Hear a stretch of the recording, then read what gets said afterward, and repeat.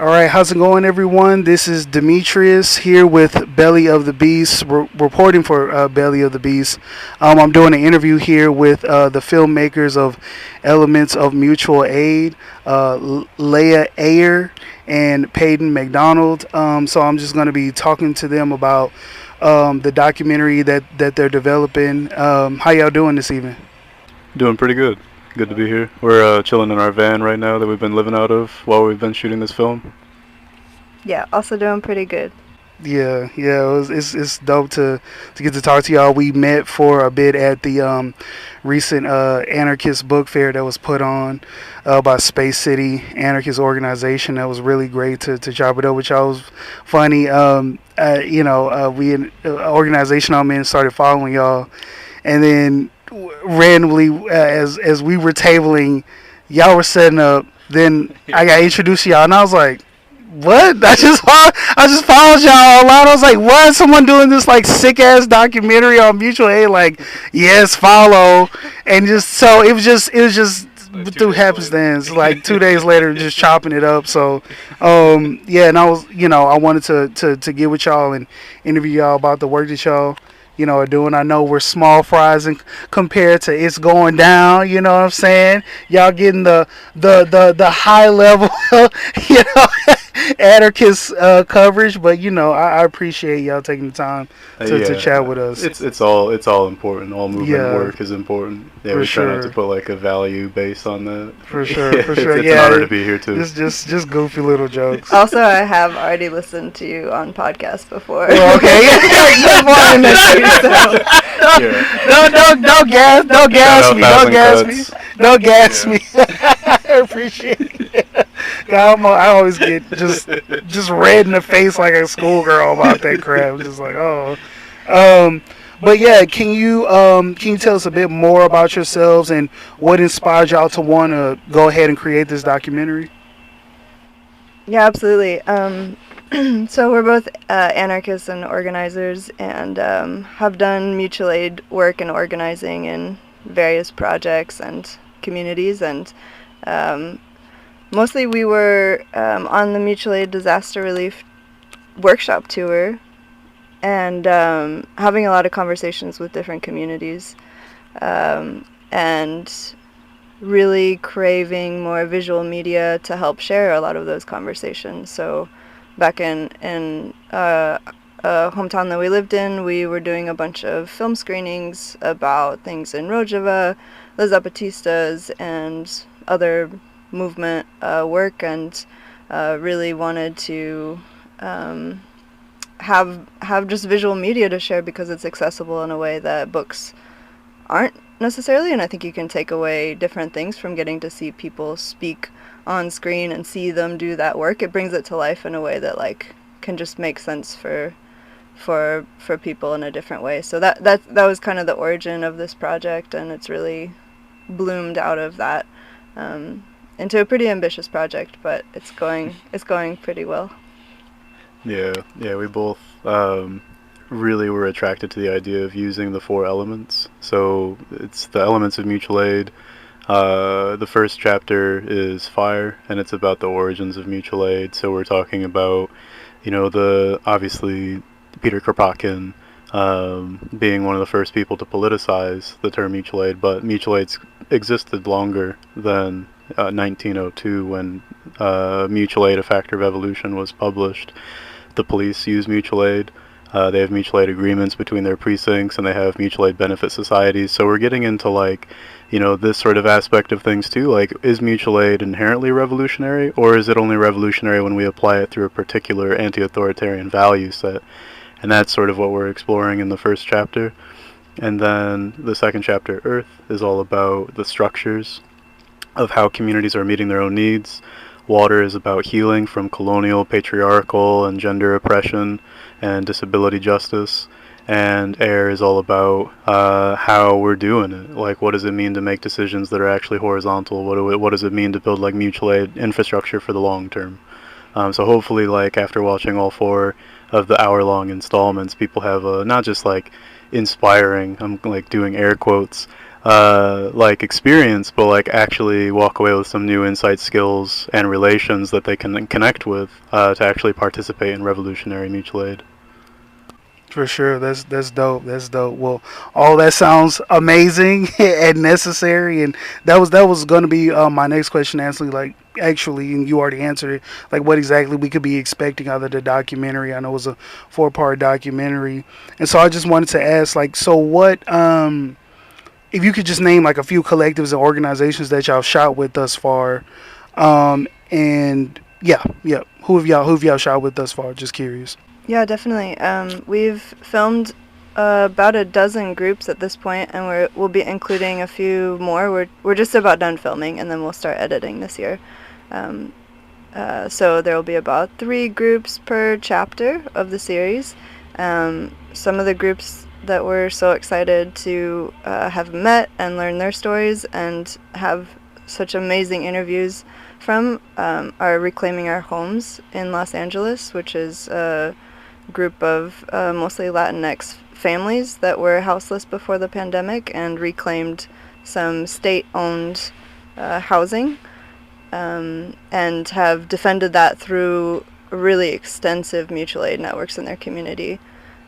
We've also met up with Arm the Girls up in Oakland, who are doing, they're a group of Black and brown trans women and femmes that are organizing self-defense classes for their own community, as well as like raves and events for people to gather together to raise funds and distribute in their community. And we've also interviewed Yanawana Herbolarios in San Antonio. They've got a really inspiring medic healer program for youth, Black and brown kids who are doing that program as an alternative to like a college education, and they're learning like all the badass skills that we really need, like kids, like the next generation, to learn medicing, street medicing, disaster response, action camp trainings, shooting guns. Well, so we heard maybe.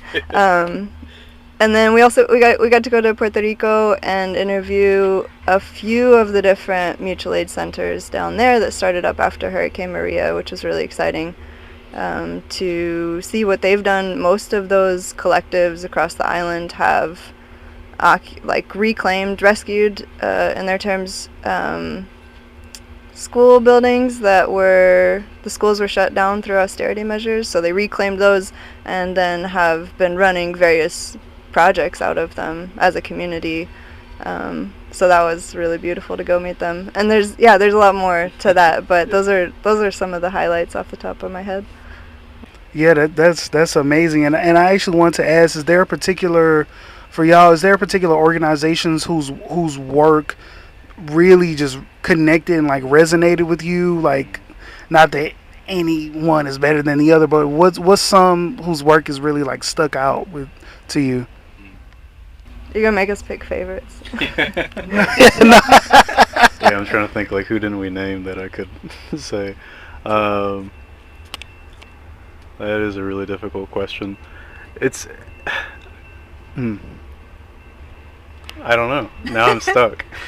I think one thing is like we'll like review our interviews that we have with people and like tear up because it's like we have like such badass stuff from people that we like respect a lot and have like relationships with now, and like we're just so impressed and like and just like in awe from the people we've gotten to meet. So yeah, another one that I didn't name was Contra Viento y Marea, which is in Tijuana, and they're like, it's like a migrant founded kitchen that's supporting migrants with like anarchist principles, collective horizontal decision making, and just like so much heart. And so yeah, I don't know. Yeah, it's a very difficult question. We've also interviewed a handful of individuals who are going to be narrating parts of the documentary as well, and it was a real pleasure to interview Jessica Gordon-Empard, Dr. Jessica Gordon-Empard. She's a professor of African Studies and specifically focuses on cooperative economics in her field of research. Wrote an amazing book, Collective Courage, which is about the history of the Black radical cooperative traditions. So being able to like hang out with her in her apartment and just like chill was really, really exciting. And Pan-African Pan-African cooperativism, yeah, Pan-African. yeah, Yeah, y'all get read Collective Courage. yeah, That is the real deal. yeah. And then obviously, you know, a handful of other people. Cleve and Ali was amazing to be able to go and interview people in the Diné country about organizing on the Navajo Nation was really powerful, and we've got some really powerful interviews on the horizon, like with Lorenzo Camboa and Jonina Irvin as well. So yeah, it's hard to pick favorites. I just feel like we're just at the point of just listing everybody now. Yeah, for sure. I was just curious, if there was one that stuck out, but they all sound like they're doing incredible and absolutely necessary work. Giving me a bit of faith here in the anarcho types. I was losing it for a little bit. But no, I definitely appreciate that. And so maybe we can get a bit more into like the sort of theoretical side of things and a bit of recent history. How would y'all define, mutual aid exactly? Because I feel like whenever something becomes, quote unquote, mainstream, the sort of context and the definitions become loose and they wax and wane and such. So, how would y'all define mutual aid? It's I think you did a really good job of like unpacking that it's a really fluid term. And so I don't want to like speak like authoritatively about like what it is and what it isn't, because I think that's like a lot of what happened in 2020 is a lot of the like quote unquote left discourse was like, well, mutual aid is, people helping people, it's solidarity not charity, and it's when, we're organizing to support our communities without a tit for tat sort of exchange. All of that is true. And I think a lot of people after 2020, with their exposure to it being in like radical, quote unquote, left projects, think that mutual aid is like an inherently revolutionary term. Unfortunately, it isn't. I was saying this earlier that the police have mutual aid agreements between their precincts, and they've had these since like the late 1800s that they've been perfecting. And there was a huge bloom of police mutual aid agreements in the 1960s in response to the race riots that were happening at the time, and other like social justice organizing with the the increase in like the groups like the Black Panther Party after the civil rights era was petering out and the Black liberation movement was beginning. So thinking about like Cop City as a form of mutual aid, which it is. They have mutual aid agreements between not just inter-city and inter-county departments, but interagency relationships across state lines and across national lines as well. What is it? 40% of the cops at Cop City are only going to be from Atlanta, but then the other 60%, what's that? From Georgia, I think. From Georgia, from the state of Georgia, and then the other 60% are going to be outside the state of Georgia, including international police. So thinking about these like relationships that we can identify with the police of having decentralized, autonomous, mutual aid networks. This is what this is. And I'm not, trying to like be inflammatory in saying this. We have to understand that these words don't necessarily mean liberation. So in my opinion, mutual aid is like a form of people supporting each other. If we take it to our logical conclusions, Leah says this all of the time, if we follow the strain of mutual aid to its logical conclusion of we help each other to the point that, hierarchy is no longer a factor. We help each other to the point that race, ability, gender, sexuality, all of these other forms of domination are no longer factors. That's what I think mutual aid is, and that's what I believe in, and that's what I'm fighting tooth and nail for. But I also think that the way that this term is used, Mennonite communities, churches, and the police all also mobilize around the term mutual aid and have for almost 200 years. So I think that's like historically something we need to consider in our analysis of mutual aid, is that it isn't revolution in and of itself, but it is a pathway towards it if we mobilize around it with the right political platform and the right value systems. So that wasn't really a definition, but... Don't know what to tell you. I hope that if you're listening, you understand like what mutual aid like is. Like we're helping each other, right? But cops help each other too. Yeah, and I think also part of that in the framework that we're building for this film is that we're creating conditions and space for people to to live more mutually, to like make agreements together mutually on their own terms. That requires agency. It requires resources. It requires a huge amount of sharing of power. Yeah.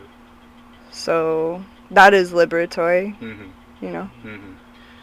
Yeah, and if I could add too, I think like thinking about the infrastructures of mutual aid, this is a lot of what we're hoping to be able to like illustrate in the film.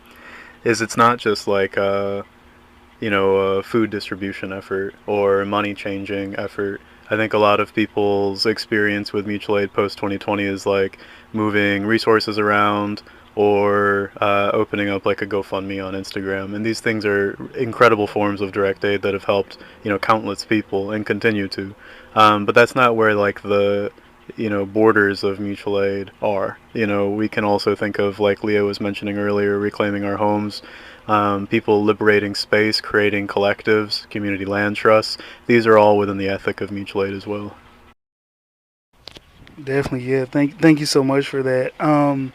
So yeah, the next question I want to ask is that I know one of the parts of the documentary is going to be on healing, and I wanted to ask, why did y'all decide to explicitly address the healing aspect of collective organizing and mutual aid? Because I think that's really interesting because I feel like in a lot of like more militant spaces and a lot of militant movements, healing isn't really addressed explicitly, except for in certain spaces, in regards to certain things, it can be kind of I don't know how to say it, like a soft sort of term or a spiritual sort of term, or something that can turn people off, like love, like talking about, oh well, we organize because we love people. Like you don't hear that a lot. So I was curious, like why the explicit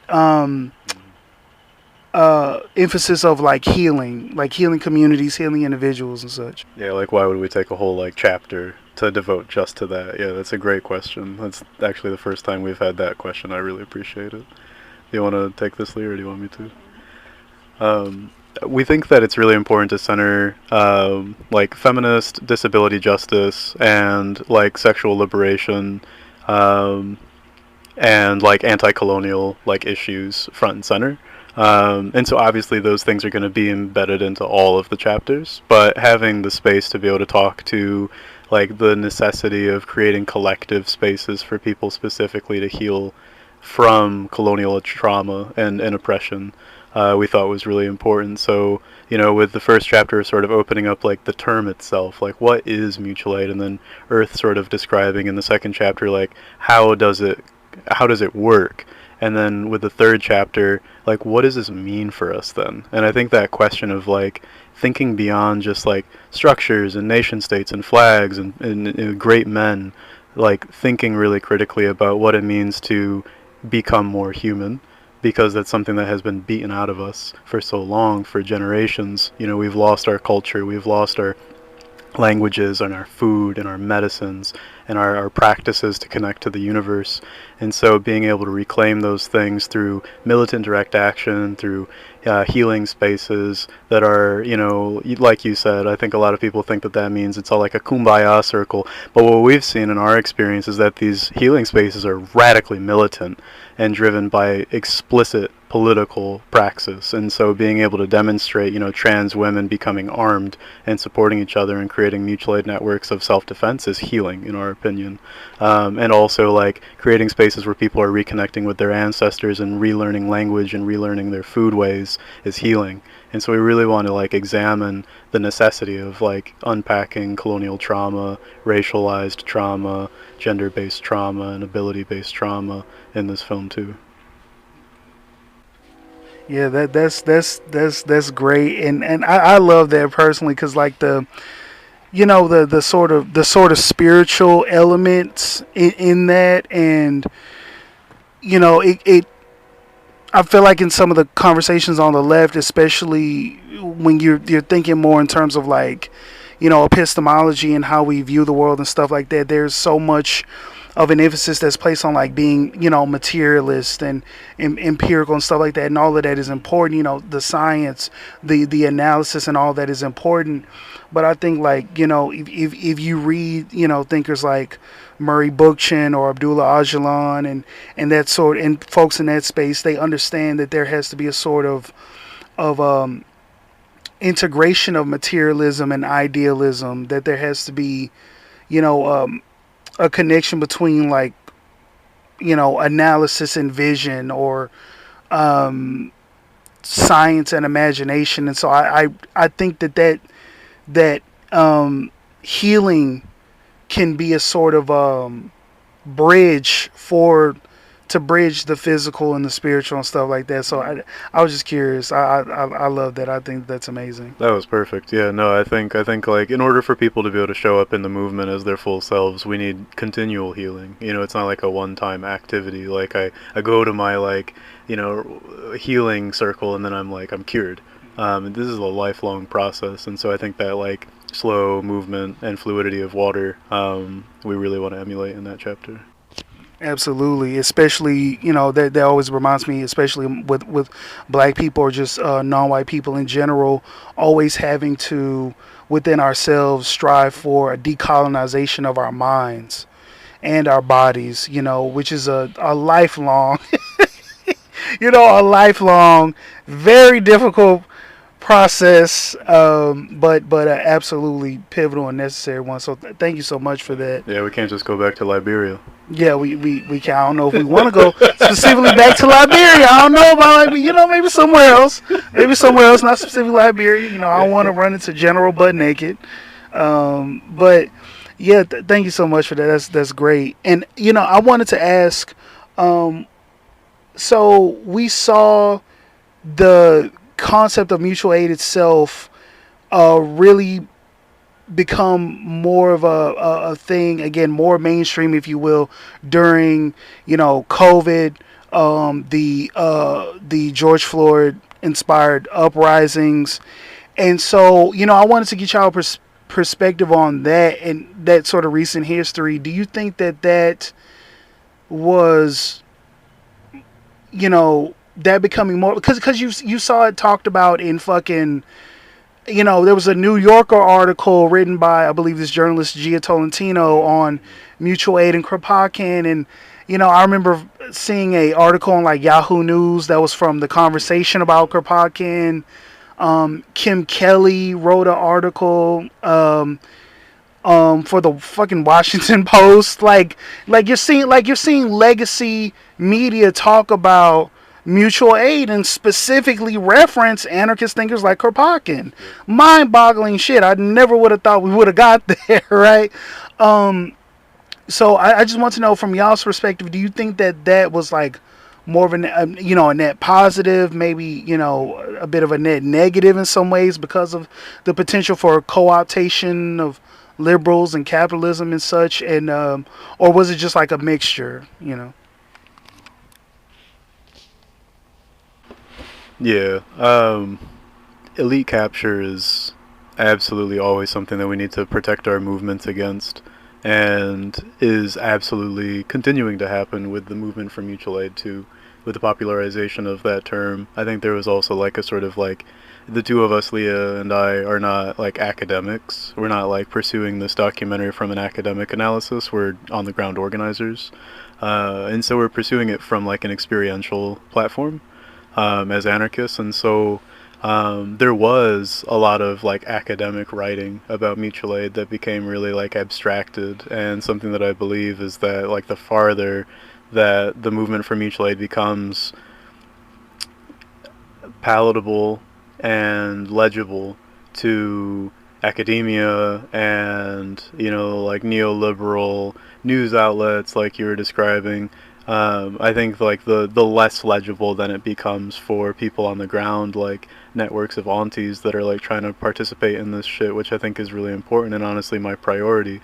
Like what does it mean for us to like then introduce these terms and concepts with all of this additional sort of institutional baggage that's connected to them. So I do think in that regard there's a net negative, or at least a negative. I wouldn't say net negative, but I think that there's like a, you know, a positive aspect of it as well, because more people got exposed. However, something that we noticed in our own organizing back in Michigan and across the country as we've been interviewing people, because we were going to go and shoot this film in 2020, then the pandemic happened, so we just hunkered down and kept organizing for another 2 years, saved up money, and kind of continued to like refine the analysis of this film.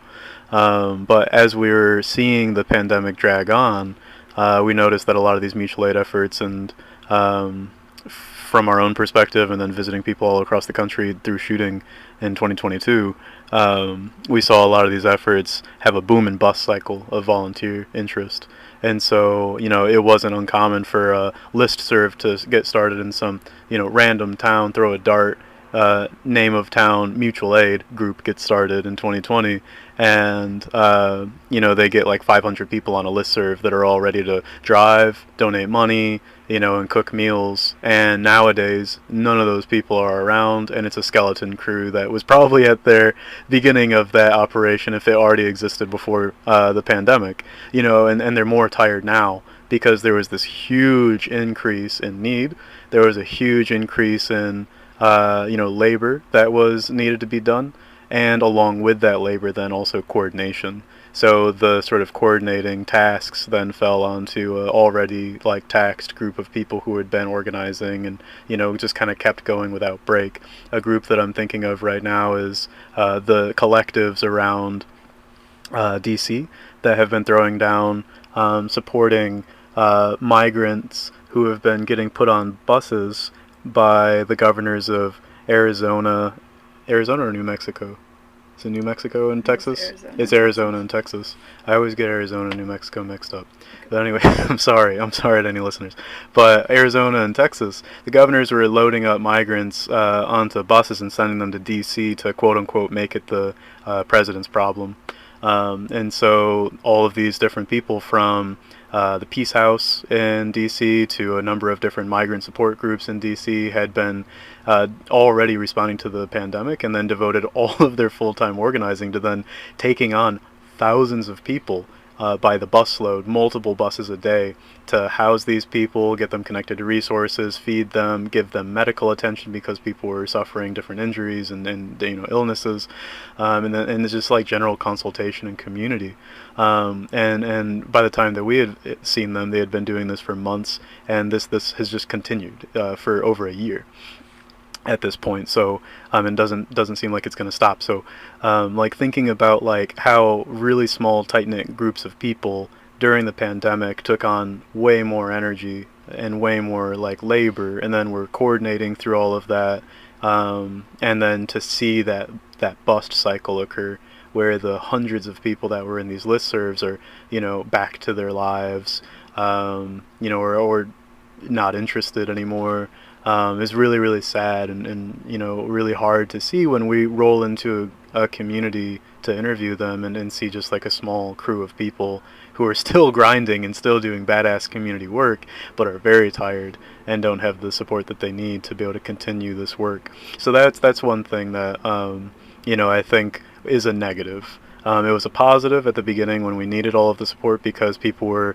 out of jobs, and we needed more resources because of the supply chain breakdowns. And it's a negative because that wasn't sustained interest, and it wasn't sustained labor. I think that I'm not going to speak generally and say that no one who's working now, because people got COVID, you know, people have long COVID, people had to tap out for very real reasons. So I'm not trying to speak from an ableist perspective.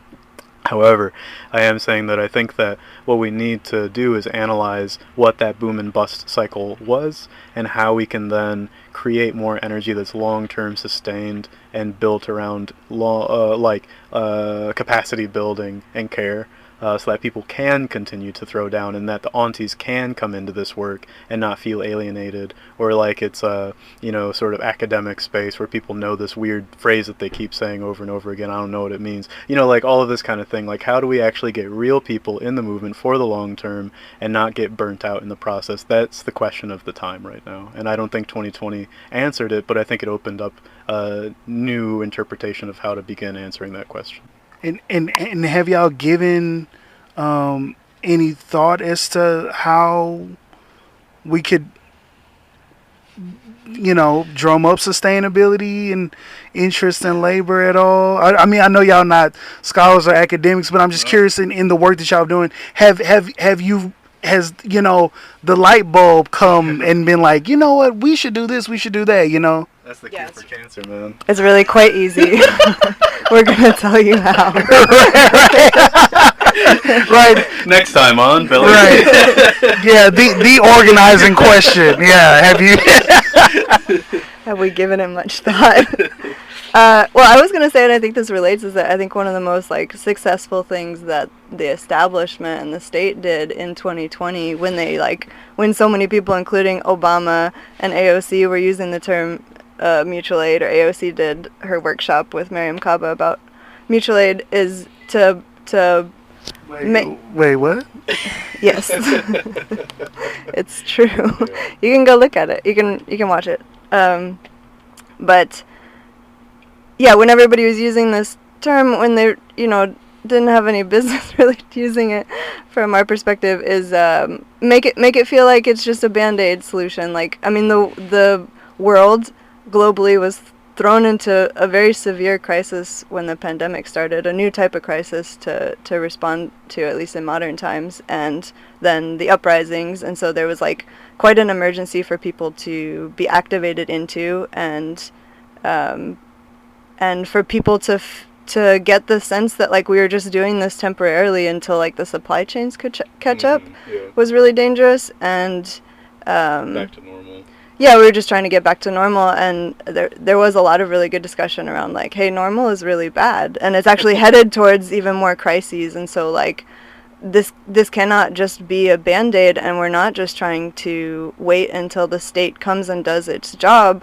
We're trying to do much more than that. We're trying to build capacity in so many regards to do this for the long haul, because it is we are the, like, communities themselves at the front lines of their own issues are the only ones that can really like meaningfully enact climate and social justice. And there's more crises coming down the pipe, and beyond the crises and the necessity of that response, like, I think it's the world that we really want to be in anyhow, and that compels us to want to be in relationship with each other and feel the value of our work together, instead of like this like dehumanizing way of like meeting our needs that society has offered us. So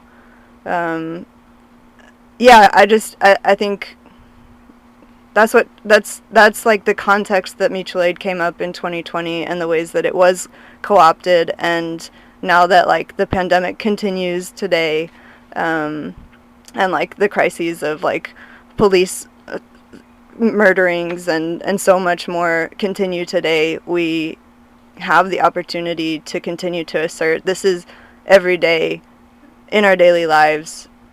We're doing it for the long haul, not just because they won't do it for us or they'll do a bad job, but because we want this autonomy, this agency, and we're going to claim that and stake that out together.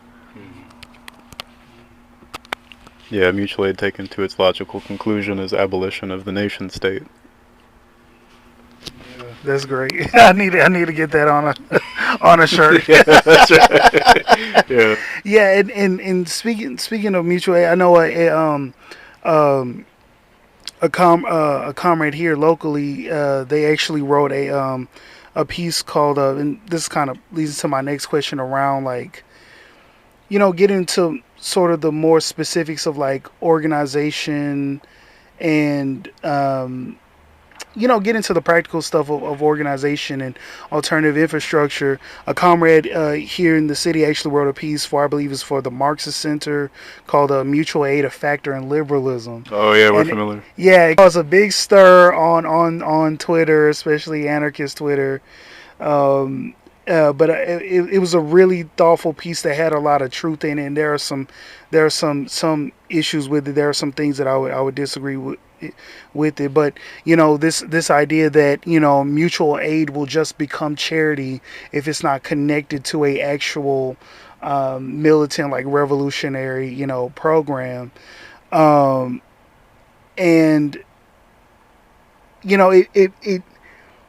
it makes me wonder of, like, how, in y'all's opinion, how can we go beyond mutual aid to actual, like, dual power, right? Where we have, I mean, dual power encompasses so much, but where we have, like, working class institutions that can truly fight against the state and capital. Like, how can we go beyond mutual aid? Because some of my criticisms of the piece is, like, fine, yes, we do need to go beyond mutual aid. We do need to go to the next level of social organization and such. But the reality on the ground, and this documentary is shattering some of my views and giving me a lot of hope.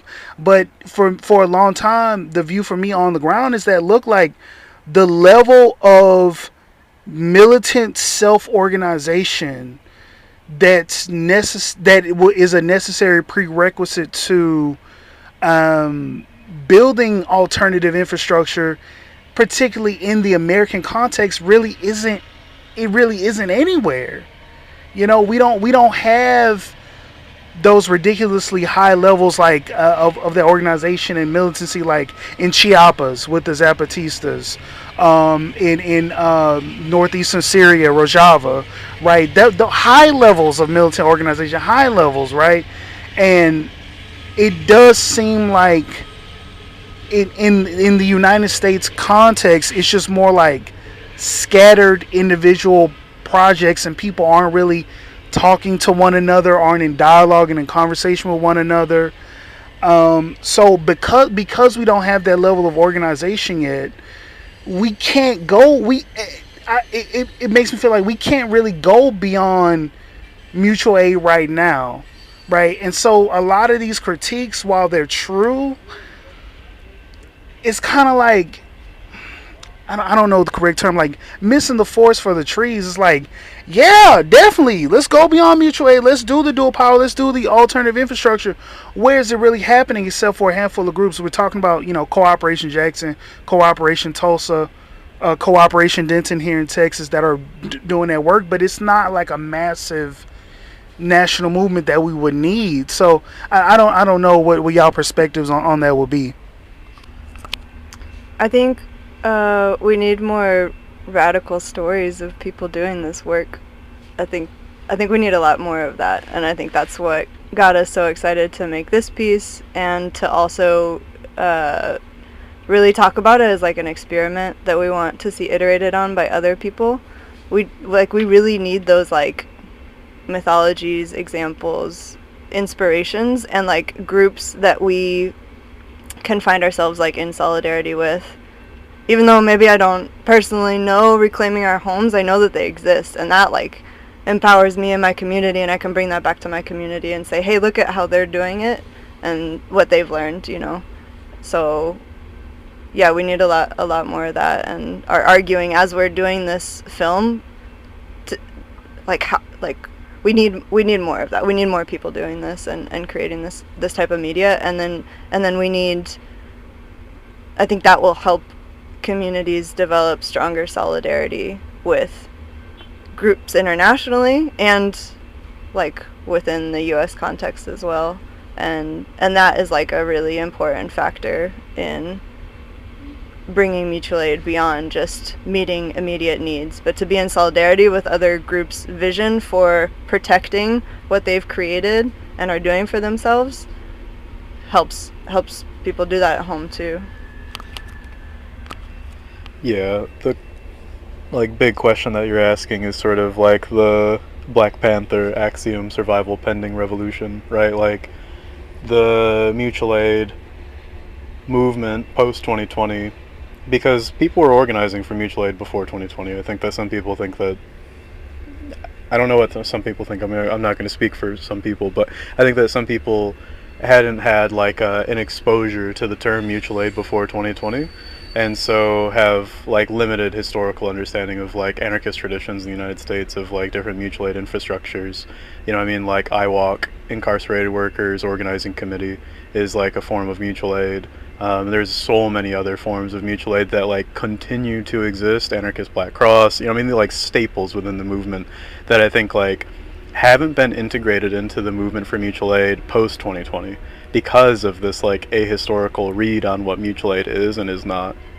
And so I think like expanding mutual aid is more the language that I prefer instead of like working beyond mutual aid, because it almost sounds like we have to like leave it behind, like the dictatorship of the proletariat. Like, well, we have to like go through the portal of charity until we can then get to the stage of mutual aid, and then we'll get to post mutual aidless, you know, liberation, which I think is like really, it's a crock of shit. Like, we need mutual aid forever, you know, like, and it doesn't need to be named mutual aid, you know, like I think this is like a sort of like westernized interpretation of like a theory of change, right? Because like we have so many different traditions, from Ke in the Dene, you know, traditions to Ubuntu in the continent. Like there's just so, and just like thousands for every group of people that has existed pre and, you know, post colonization. There are different mutual aid traditions from Asia to South America to Australia, the continent, Europe even, you know, has, you know, different peasant societies. And I think like being able to recognize that like where there's never going to be a after mutual aid.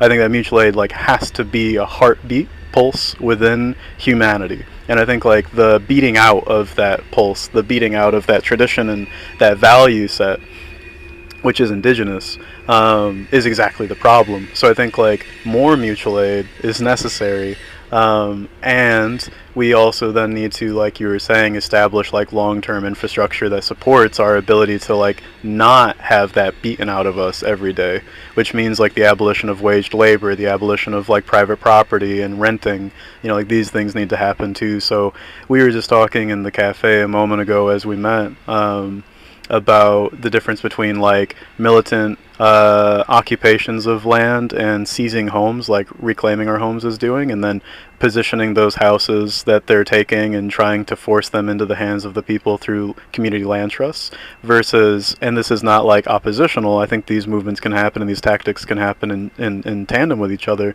but versus labor or tenant union organizing, and thinking about, you know, the concessions-based organizing versus, you know, reclaiming and like an occupation and taking and communizing strategies. And so like these things once again I think are complementary and can happen together. I'm thinking of the Kansas City Tenants Union, which was not necessarily taking houses, but they were taking militant direct action to stop evictions from happening, and their motto wasn't just we want to stop evictions for us, it was we want to stop all evictions. And I think like this kind of conviction of like powerful, unadulterated revolutionary spirit that is born out of mutual aid networks where people are caring for each other, providing each other resources, and thinking about that critical infrastructure of like mutual aid existing in every household, and it's not just like what you do on the weekends with your friends, I think is like really where we need to start moving. I think that was one of the things that we were talking about the most in our house, which was like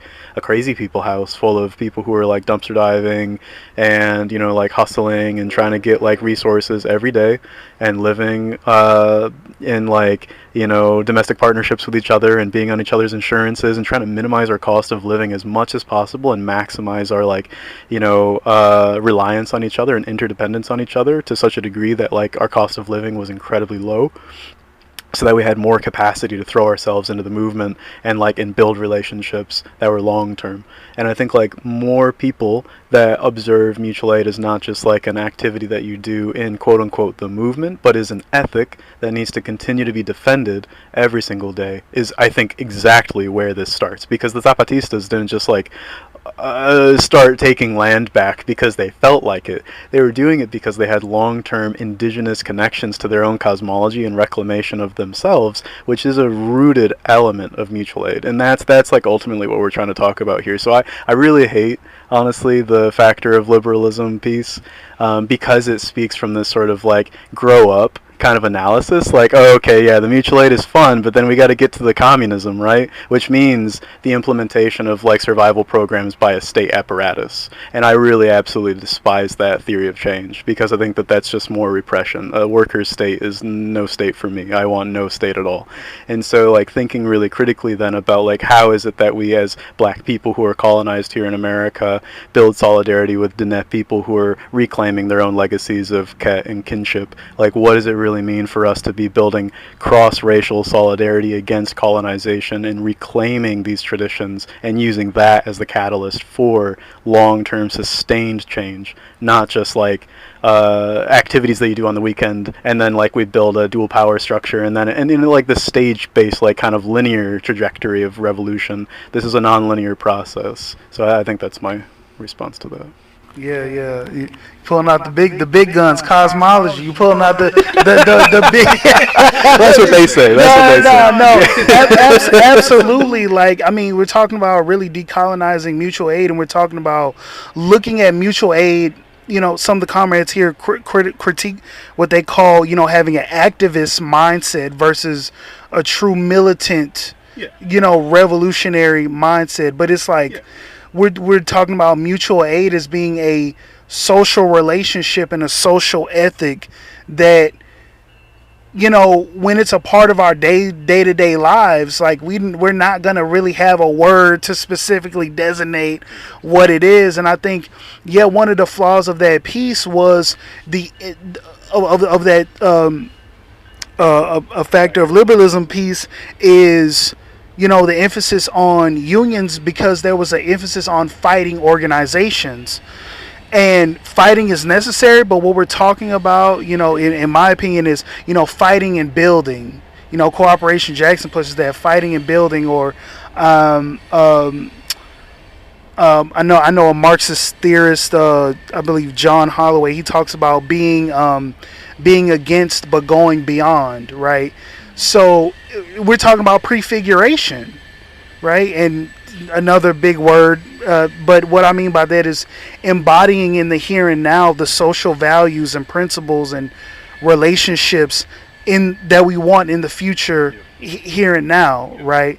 And so yeah, it becomes a everyday way of life, and I love that, because that's so good. And I think the unionizing piece of that is, you know, people can't hear you, like, you know, critique unions and think you're just talking shit, because there's been such a hype around unions due to Amazon's unionization efforts and Starbucks, and all that is great, but it's like, you know, at the end of the day, these are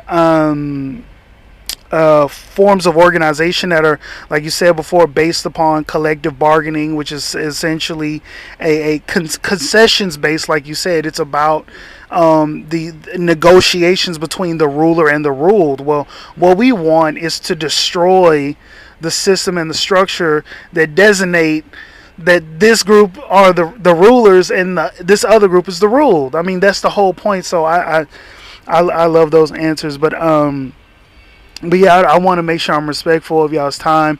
Was there anything else that, you know, y'all think was important to cover about the documentary, or your thoughts as to mutual aid and what's going on in the movement right now? Or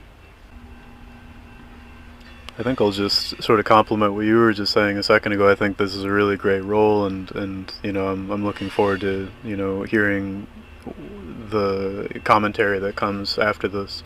But the phrase autonomous communities make the police obsolete, you know, I think is a really, really powerful one. That, like, the force of abolition is not one that comes through concession or by you know, like an ask. You know, I like to say the phrase reparations by the deed. sort of pulling from the old anarchist propaganda by the deed, which back in the day, back in like the early 1900s, late 1800s, propaganda by the deed meant you attack the state and aristocrats and monarchy militantly to the point of, physically attacking them, blowing up infrastructure, robbing banks. Like old school anarchists were fighting tooth and nail against the system, and this is where you got Nestor Makhno and the Spanish Civil War. Like, these were armed, militant factions that were able to take territory because of propaganda by the deed. And so I think that the Maroons, in the Gulf and in the South, were also propaganda by the deedists, and I think they were, reparations by the deedists. They weren't asking the United States imperial apparatus for land. They weren't asking for, concessions. They were taking. And I think that the reclaimers are working through, reparations by the deed as well. They're taking, they're not asking. And they do negotiate with the state, but on their own terms. Like, when we were with them, they stormed into the California Transit Authority's headquarters, went all the way up to the top floor, demanded a meeting right there and then with 200 people strong, and were able to walk out with a concession that day. It wasn't because they had like picketed outside for months and months and months and they were trying to write their letter. I mean, they were doing all that stuff, but they also, when push came to shove, were just ready to take. And that's what the Kansas City Tenants Union has done as well. And I really, really am excited most about these kind of like, I was about to say mom and pop, but that's kind of what it is. It's like, it's just regular people. It's just regular people. These are like mothers and like elderly people who are like taking it upon themselves because they're saying, yeah, basta, enough is enough. Like, we can't fucking sit here and just like take it anymore. And we're not going to ask these people who we know are our oppressors if they can please be nice to us and give us houses and give us health care and give us, protection in our communities from the abuse of police. We have to take it for ourselves. So I think that autonomous communities make the police obsolete absolutely needs to be followed to that conclusion, that we have to build towards autonomy so that we can make them obsolete. And I think that's ultimately what we're talking about here when we say dual power, is we embody, like you were saying, we prefigure, we like understand what we want, we enact it today, rather than like asking for the state or for the nonprofits to like come to our aid. And I think that's absolutely what needs to begin happening, and I'm seeing it happen more. I think that I've gone through waves of like grief because of not seeing quote unquote enough happening, and I'm trying to like soften my heart rather than harden it and move into a position of being constantly in wonder of the beautiful things that are happening and seeing the possibilities that are happening, because every day it seems like closer and closer we're getting towards just absolute complete destruction. And so the only thing that we have then is our ability to fight and our ability to build and our ability to love. And so I think that investing in, radical experimentations, like Leah was saying, and really thinking through how can we continue to iterate and support each other in that iteration is where we need to be going. So, yeah, I think there's a lot of really cool things happening, and I also want to, acknowledge what you had said earlier, too, that it also doesn't feel like enough, because of the like critical like level of just like climate, race, this shit with fucking, the Christo-fascists attacking trans people. I mean, just like so much is mounting right now that feels like, it's easy to feel scattered.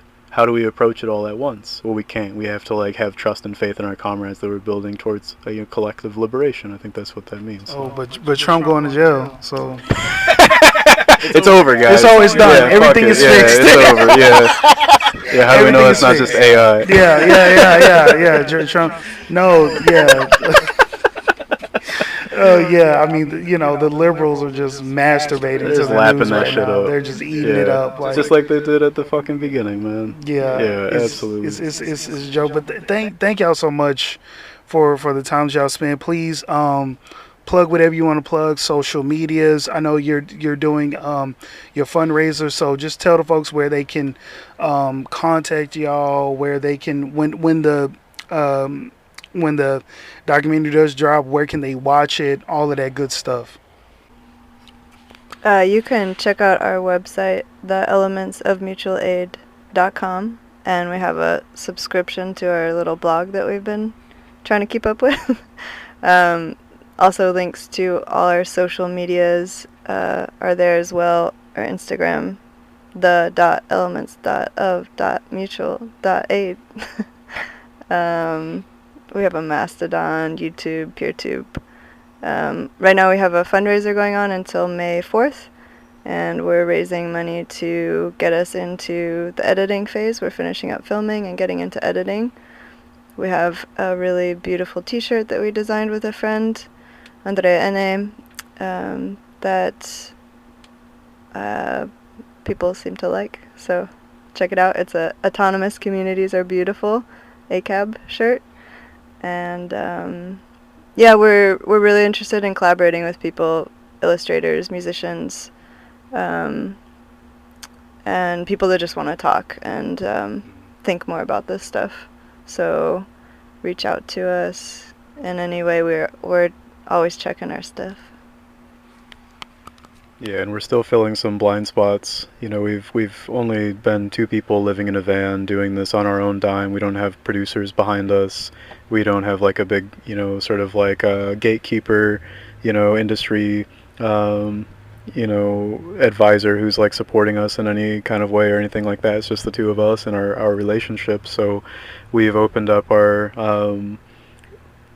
project to collaboration with other programs and projects across, you know, this country and across the world. If anyone wants to be in association with the elements of mutual aid, we hope that our end credits will be like a sort of like radical, you know, like archive of a list of groups, you know, that are like in solidarity with this project and with, you know, movement building projects happening in this, you know, line of thought, so that people can read that and see like, oh, okay, this is actually a list of like really cool radical organizations rather than like, you know, an executive producer who's working on this piece. So if you're interested in like supporting us in any way, like, you know, in the belly of the beast, you know, absolutely is in association with us after this interview.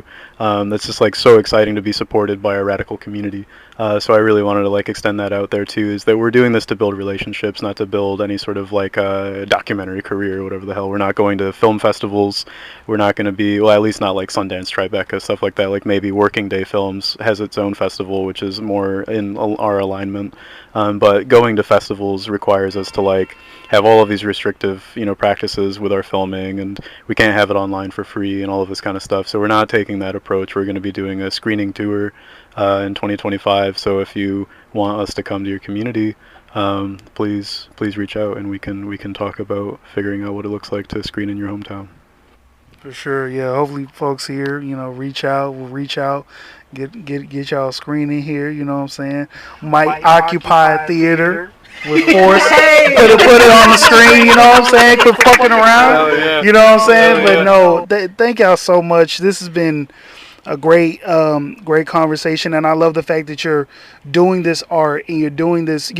It's a documentary on mutual aid made through mutual aid. That's fucking prefiguration, full stop. You know, you know, that's real shit. Like, how can we, produce revolutionary shit in revolutionary ways? So I love that, and you know, thank y'all so much for being willing to chat.